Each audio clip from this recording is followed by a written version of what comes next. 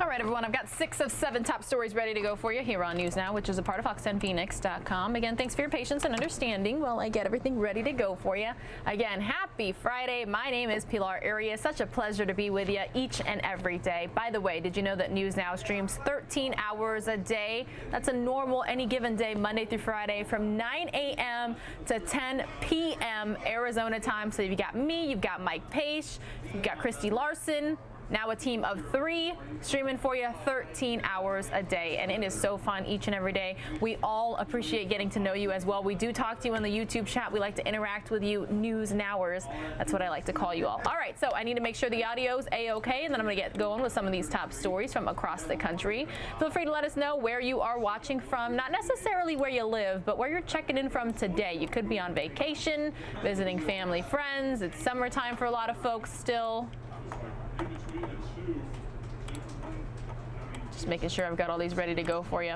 All right, so we are going to start with our first top story. A close call for a Colorado boy. He was at the river with his family when he fell in. Let's get the details. When you have 4 kids, your old tricks don't fool me. Kind of crazy. Mom takes any chance she can to get the little ones out of the house.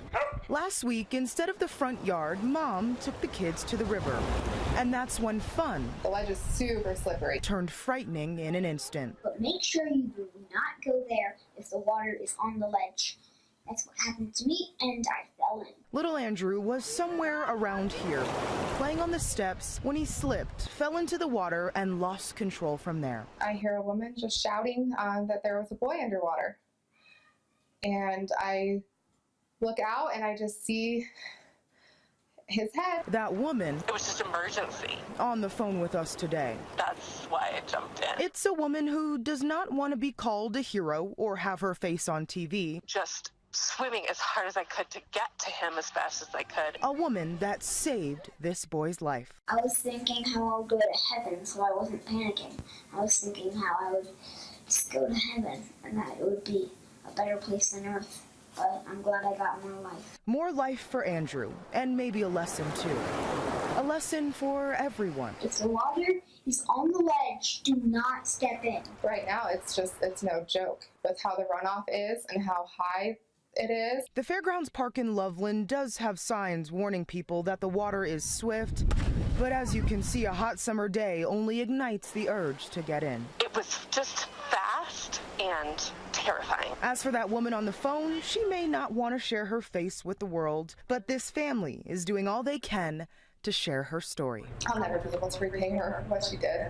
Oh, absolutely. That happened in Loveland, Colorado. Again, everyone, my name is Pilar Arias. Happy Friday. So good to be here with you. I just asked you to tell me where you were checking in from. I saw New Jersey, I saw Illinois, I saw Florida. So thank you so much to all of you News Nowers for checking in. There was also one viewer who said, I love this channel. So we really, really appreciate that, especially to all of you who tune in every single day. Speaking of tuning in every single day, how often, how long do you watch? Are you here all 13 hours? Do you check in for about 1 or 2 on your lunch break? Do you have us on all day in the background while you're at work? Kind of like people stream music while at work, sitting at a desk, right? Feel free to let us know.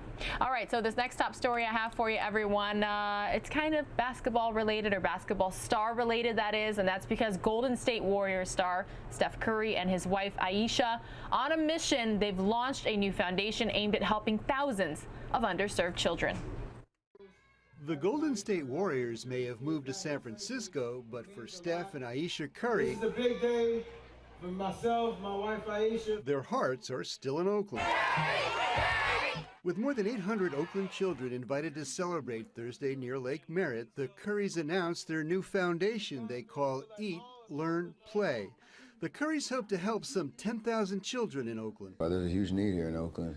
Because we're moving and because of our history here and us growing up here, we have a strong connection that we don't want to just kind of let fall by the wayside. You don't find time, you just make the time. You just do it because these are the things that matter. The Currys won't say exactly how much money they're donating, only that it's at least $1 million or more every year. The plan is to help finance existing programs that work with underserved Oakland kids in the areas of recreation, education, and nutrition. The money will also go to scholarships, tutoring, and youth sports. Ayesha Curry is a rising star in the culinary field concerned about childhood hunger. children that typically get school meal programs during the school year. They don't get that during the summer. And so it's going to be our goal to help change that and advocate for that. With their high profiles, the Currys can also bring attention to issues they care about. Not only leveraging our funds, but Stefan and Aisha's time and their voices and opening up our networks and platforms. Many of the kids told us they appreciate what the Currys are doing for them. I'm glad that every time I go to camp that there's always food there, because I know him and Aisha care about the community. I'm glad he's doing this for the community because he can do other things with his money. He can do anything. With many Warriors fans from Oakland disappointed by the team's move, perhaps the Currys' philanthropy here can somehow soften the blow. Yes, we are moving, and it's a kind of a bittersweet proposition, but the work that has been going on to date and how we want to use Eat, Learn, Play to amplify that going forward, focusing on the kids in Oakland, it's important. The Currys say this is not about their own personal legacies. It's about trying to do some good for a community they still care about. In Oakland, Rob Roth, KTVU, Fox 2 News. All right, everybody, I have a serious Friday story for you, which means viewer discretion is advised. Some people might believe the video in this next top story is graphic. Police in Georgia sending a message to pet owners: don't leave dogs in a hot car. Fox's Jacqueline Schultz has more of a dramatic rescue. Again, we say dramatic because some people may see this video as offensive, so I'm letting you know right now, just ahead of time. We don't know where the owner is. Horrific. A dog locked in a car. There's no windows open. It's almost 12:30 and very hot outside and inside. 96 degrees outside, inside approximately 130 degrees. Think of how you would feel inside of a car that would be hot, rolled up windows. It's 90-something degrees out. Duluth police have an alert for all dog owners out there. Keep them out of the car in the summer and leave them at home. This is not the first time this season officers have rescued a pet. Police say someone noticed a dog stuck inside this Porsche Cayenne at the LA Fitness parking lot. Firefighters forced their way in. Strangers rushed to help, and Eric Ashley carried the call and drove him to an emergency vet very close by. UC veterinary staff placed numerous ice packs on the pup's body. His internal temperature, 109.5 degrees. The doctor said he barely survived. Officer Griggs and Bray went to find the person who left the dog. Where's the dog? You stay cool in here? I forgot the dog. You forgot the dog? The dog was in the car? How you get a dog that big?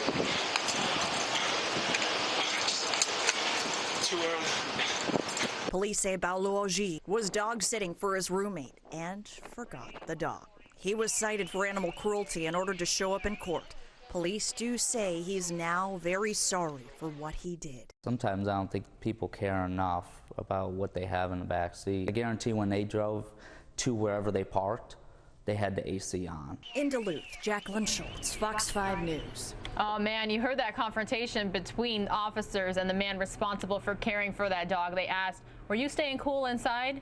Yeah, a lot of people get triggered when they see animal rescue stories such as that. Please, please, please don't ever leave pets, not just dogs, any sort of pets or children in the back seat of a hot car or anywhere in a hot car. Just be very vigilant and cautious, please, everybody. All right, we've got a few more top stories ready to go for you here in this segment on News Now, which is a part of fox10phoenix.com. Man, sometimes I just talk so fast that I just trip over my words. By the way, how many people out there watch Fox 10 Extra News at 7, Channel 45, Cable 9? It's a full hour-long news show. We're on at a time here in the Phoenix market when no other newscast is on, so you can get all of your news with me, Christina Carilla, and normally we've got Mark Martinez as well, but we've had Brian Webb and we've had Matt Rodewald filling in for him this week. But please join us. And now we have Bailey Miller, our newest reporter, so we'd be happy to see you every night, Monday through Friday, 7 p.m. Arizona time. If you're not in Arizona or you don't have a TV, all you have to do is go to fox10phoenix.com/live.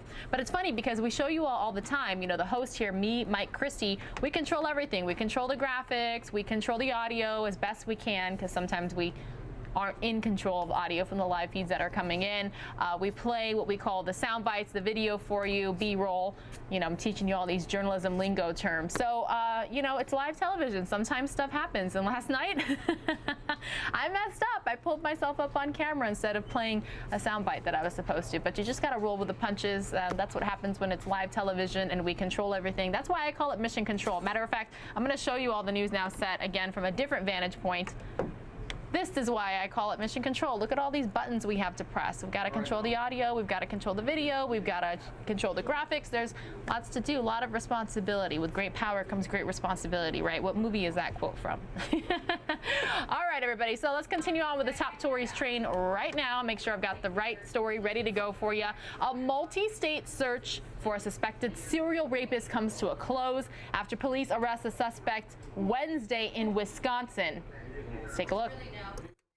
U.S. Marshals show up to this two-story duplex on West Potomac on Milwaukee's northwest side Wednesday morning. I saw a couple of marshals over there across the street. The commotion catching neighbor James Driver's eye and ear. I think his name was Willie, something like that, to come out. The man the fugitive task force was looking for? 24-year-old Willie Alexander Williams Jr. Williams wanted out of Nashville, Tennessee on warrants for rape and robbery charges. Police in Tennessee say Williams is accused of sexually assaulting, raping, or robbing 7 women in the Nashville area in 6 separate cases dating back to February, the most recent on June 19th. The very next day, Metropolitan Nashville police asking for the public's help in finding Williams, as police couldn't find him. Until a Crime Stoppers tip led U.S. Marshals to that two-story duplex on West Potomac, Williams' mother's home. No one answered the door when Fox 6 stopped by Wednesday afternoon. People who later came out of the home didn't want to talk. The U.S. Marshals say Williams came out after a brief standoff. Yeah, a little surprised, and he would be in this area, I don't know how long he was there. Where he was, according to Nashville police, hiding in the attic. All right, continuing on with our top stories, everybody. How's your Friday going? Is it great? Mine's great. Fabulous. Fantabulous. How many different ways can you describe a Friday, right? All right, so some more top stories still going right here, strong. We're going to head to San Francisco now, where firefighters are learning Spanish. They say they need it when they respond to emergencies. ¿Cómo se siente? On a Wednesday morning in the middle of July, class is in session at San Francisco Waldorf High School. Ha pasado antes? Has it happened before? But these students aren't teenagers. They're first responders, learning Spanish one phrase at a time. Yo soy bombero. ¿Qué tal? Paramedic Mike Lamb in class, but out of uniform today. It's kind of nice to just roll in my little flip-flops and come on and learn a little bit of Spanish. Teacher Dino Rosso, who teaches Spanish here in the school year, gears this class to making sure first responders can act fast in emergencies. Firefighters do have access to translator services, but knowing the language can save precious time. To have someone who can themselves assess the situation right on the scene, that's very specific to their industry, that's what I'm trying to do. One difference between teens and firefighters: when these students drop everything and rush out of class, there's usually a good reason. I mean, that happens all the time. Where they have to get up and just leave. Yeah, they're like, bye, something's on fire. The department's Spanish-speaking firefighters organization, Los Bomberos, sponsored this program, explaining that when responding to a call, say for someone complaining of chest pain, every moment counts. ¿Cómo estás? ¿Qué tal? And they respond back to me what their problem is. Tengo dolor en el pecho. Remember that phrase, ¿qué tal?, because Elias says it may be the first step in figuring out how to handle the emergency at hand. We want to help prepare ourselves to meet the needs of the community.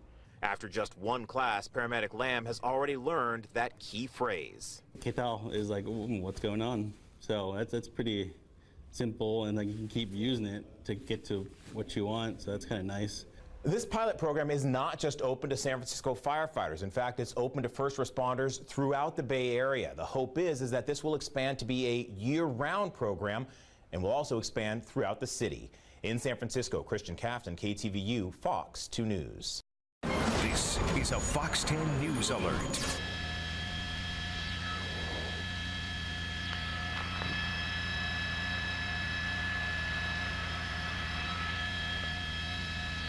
Coming up to Getty, going into the carpool lane.